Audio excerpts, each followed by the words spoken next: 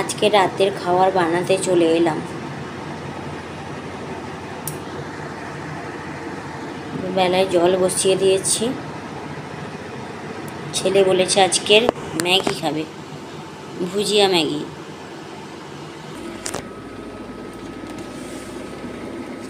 এই যে ম্যাগি এনে ভর্তি করে রেখেছে,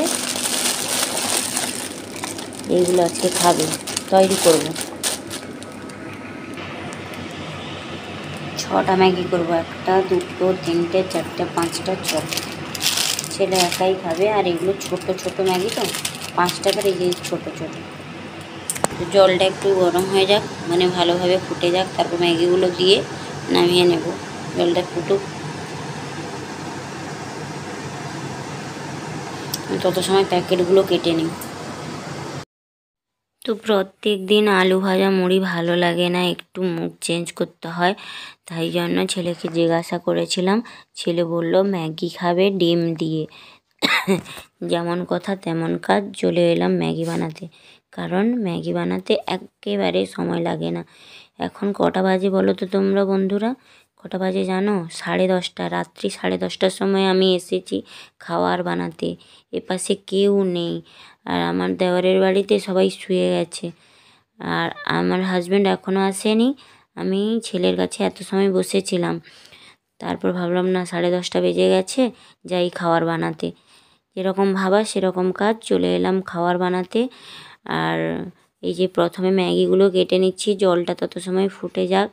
জলে ভিনিগার লবণ দিয়ে সব দিয়ে, এই যে মনে পড়লো যে ভিনিগারটা দেওয়া হয়নি। ভিনিগারটা দিলে কী হয় বলো তো, যে ম্যাগিগুলো যদি বেশিও সেদ্ধ হয়ে যায় কিন্তু গায়ে জড়ে না, তাই জন্য ভিনিগারটা দিয়ে দিলাম। আর এই ম্যাগিটা খেতে কার কার পছন্দ অবশ্যই জানাও। ডিম দিয়ে ম্যাগি পছন্দ না জল দিয়ে ম্যাগি পছন্দ? আমার তো ডিম দিয়ে ম্যাগি বেশি পছন্দ, আর আমার ছেলেরও বেশি পছন্দ। কিন্তু প্রতি সময় আমি করি না, ছেলে একা একাই ম্যাগি বানিয়ে নেয় জল দিয়ে তার নিজের মতো করে। কিন্তু আজকের বললো যে ডিম দিয়ে ম্যাগি খাবে, তাই জন্য আমি বানাতে চলে এলাম। আর কম সময়ও লাগবে, ভাবলাম তাড়াতাড়ি হয়ে যাবে, চলে যাই, তাই চলে এলাম। তো তোমাদের কার কার কোনটা কোনটা ভালো লাগে অবশ্যই জানিও। আমি ইন্ডাকশানে করে নিচ্ছি। আর ঠান্ডা তো পড়ে গেছে, আর আমার তো ঠান্ডা পড়ে যাওয়া মানে ঠান্ডা জলে আর হাত দিতে পারবো না, কোল্ড অ্যালার্জি। যদিও পরীক্ষা করা হয়নি, তবুও আমি বুঝতে পারি যে আমার কোল্ড অ্যালার্জি, কারণ ঠান্ডা জলে হাত দেওয়ার সঙ্গে সঙ্গে হাত টাত প্রচুর চুলকায়। আমি তাই জন্য একটু ঠান্ডাতেও সাবধান থাকি, সোয়েটার টুপি সব পরে নিয়েছি।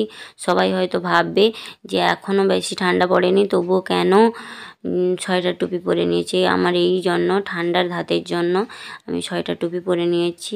আর এখানে দেখো আমার ম্যাগিও সেদ্ধ হয়ে গেছে, জল থেকে ছেঁকেও তুলে নিয়েছি। এবার কড়াইতে ভাজা শুরু করে দেব। তো দেখো কড়াইতে আগে আলু ভেজেছিলাম, সেই কড়াইটাই ছিল, তো ঢাকা দিয়ে রেখেছিলাম, সেই কড়াইতেই আমি ভেজে নেব। দেখো, আর দেখতে থাকো ভিডিওটা, আমি কেমন ম্যাগি বানাই। আর তোমরা কেমন বানাও অবশ্যই জানাও, আমার মতো বানাও কিনা অবশ্যই জানিও। তোমরা ভিডিওটা দেখতে থাকো। আর যারা আমার এই চ্যানেলের নতুন বন্ধু আছো অবশ্যই চ্যানেলটা সাবস্ক্রাইব করে দিও। আর যারা ফেসবুক থেকে আমার এই ভিডিওটা দেখছো, ফেসবুক পেজটাকে ফলো করে দিও। আর লাইক কমেন্ট করতে কিন্তু ভুলো না। তোমরা লাইক কমেন্ট করলে কি হয় বলো তো, একটু ভালো লাগে, আর তখন ভিডিও দিতে ইচ্ছা হয়। তাই জন্য তোমাদের এতভাবে বলা যে তোমরা একটু প্লিজ লাইক কমেন্ট করো। যারা যারা দেখছো, একজন দেখো, দুজন দেখো, যাই দেখো না কেন, একটু লাইক কমেন্ট করলে ভালো লাগে, আর কিছু নয়। তো লাইক কমেন্ট করতে তো আর টাকা পয়সা লাগে না, যদি ভালো লাগে তো লাইক কমেন্ট করো। তো দেখতে থাকো আমি কেমন ম্যাগিটা বানাই।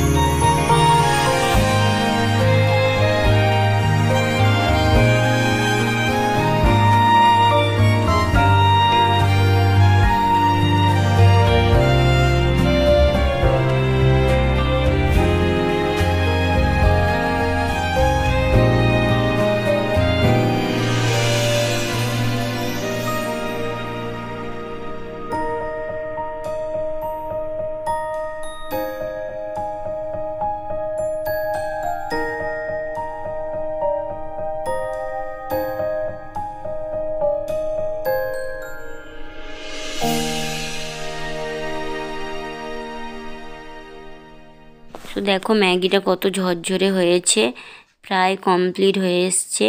তো কিছুই না, একেবারে সিম্পল। তেলে ডিমটা দিয়ে ঝুরঝুরে করে ভেজে নিয়েছি লবণ দিয়ে, তারপরে ম্যাগিটা দিয়ে একটু লবণ দিয়ে নেড়ে নিচ্ছি।